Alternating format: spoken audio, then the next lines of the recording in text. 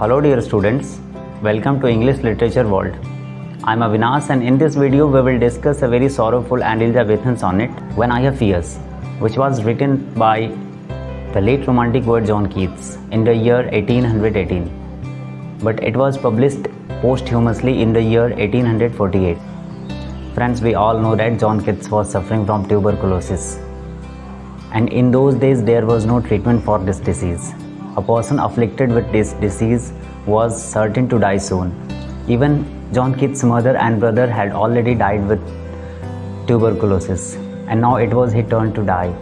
Now in the poem, the poet regrets and shows his fear that he doesn't have much time to convert his thoughts into poetry.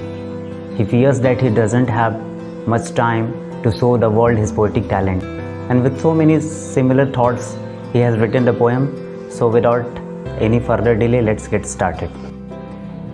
दोस्तों, John Keats को tuberculosis की बीमारी है और उन्हें डर लग रहा है मरने का, लेकिन मरने से भी ज़्यादा उनको एक चीज़ का डर लग रहा है कि वो दुनिया को अपना पोएटिक टैलेंट नहीं दिखा पाएंगे, अपने पोएटिक टैलेंट के साथ वो जस्टिस नहीं कर पाएंगे। चलिए पोएम स्टार्ट करते हैं और समझते हैं कौन कौन से उनको डर लग रहे हैं। The poet writes, when I have fears that I may cease to be. When I have fears, मुझे डर है कि I may cease to be, कि मैं मर न जाऊं। Before my pen has gleaned my teeming brain. Teeming brain means भरा हुआ दिमाग, यानी यहाँ विचारों से भरे हुए, पोइटिक थॉट से भरे हुए दिमाग की बात हो रही है कि मुझे डर है कि कहीं मैं मर न जाऊं अपने कलम से, अपने दिमाग में जो पोइटिक थॉट्स हैं उनको कविता के रूप में लिखने से पहले।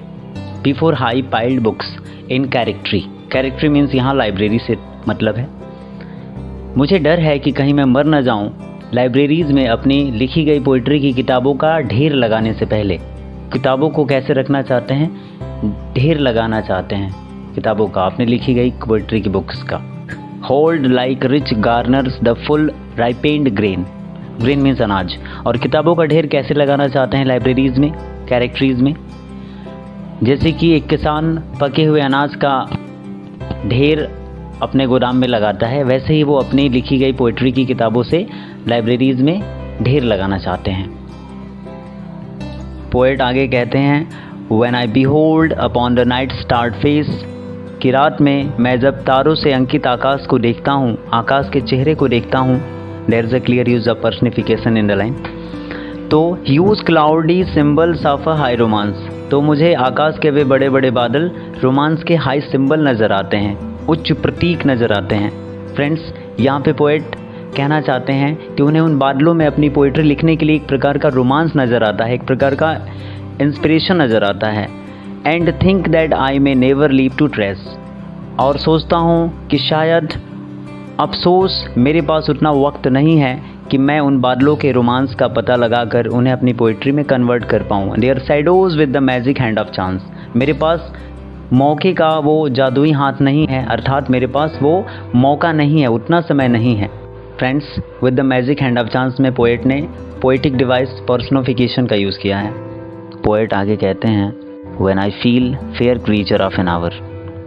दोस्तों, ये fair creature of an hour line poet शायद अपनी प्रेमिका फैनी ब्राउनी के लिए कहता है कि जब मैं महसूस करता हूँ fair creature of an hour, कि तुम इस वक्त की सबसे खूबसूरत प्राणी हो, बहुत खूबसूरत प्राणी हो। That I shell never look upon the more. D means तुम्हें, मगर अफसोस मैं भी तुम्हें लंबे समय तक नहीं देख पाऊँगा, तुम्हारी ब्यूटी को लंबे समय तक एंजॉय नहीं कर पाऊँगा। Never have relish in the faery power of unreflecting love. इस लाइन का मतलब ये है कि पोएट उस ट्रांसफॉर्मेटिव अनरिफ्लेक्टिंग लव को ज़्यादा लंबे समय तक एंजॉय नहीं कर पाएगा।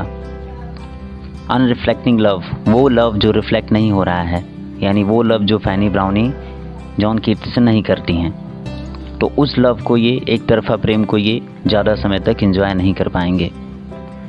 Then on the shore of the wide world, यहाँ पोएट ने मेटाफर यूज़ किया है, वर्ल्ड को समुद्र से कंपेयर किया है। देन ऑन द शोर, शोर में समुद्र का किनारा, of the wide world I stand alone. इस वक्त मुझे महसूस होता है कि मैं इस संसार के किनारे पर अकेला खड़ा हूँ। जब मैं ये सारी बातें सोचता हूँ तो मुझे लगता है और मुझे and then on the shore of the wide world I stand alone. मैं जब ये सारी बातें सोचता हूँ तो मुझे लगता है कि मैं संसार के किनारे पर अकेला खड़ा हूँ। And think till love and fame to nothingness to sink. और मुझे लगता है कि जब इंसान मरता है तो उसे ना ही लव की चिंता होती है, ना ही फेम नज़र आता है, उसे सिर्फ मौत नज़र आती है और मौत इन सारी चीज़ों को समाप्त कर देती है। तो दोस्तों, हम यहाँ पे देखते हैं कि पोएट को अपनी मौत का तो डर है ही, और भी डर है कि वो दुनिया को अपना पोएटिक टैलेंट नहीं दिखा पाएगा, अपने पोएटिक टैलेंट के साथ वो जस्टिस नहीं कर पाएगा। और दोस्तों, यहाँ पर हमारी पोएम समाप्त होती है। आई होप कि आपको ये पोएम समझ में आई होगी। Please like, comment, share and subscribe. Thanks for watching.